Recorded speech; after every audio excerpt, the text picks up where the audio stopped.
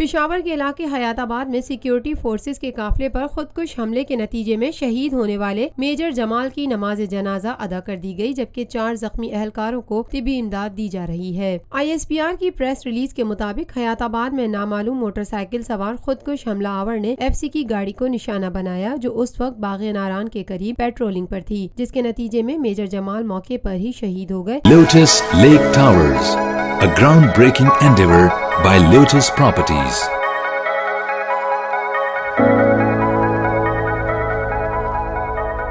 پاکستان میں پہلی مرتبہ حالات حاضرہ کے مختصر مگر جامع پروگرامز، خبروں، تبصروں کے علاوہ دیگر سماجی، تجارتی، ثقافتی، تفریحی، معلوماتی، مذہبی، تعلیمی، صحت اور بچوں کے پروگرامز صرف TNN TV پر۔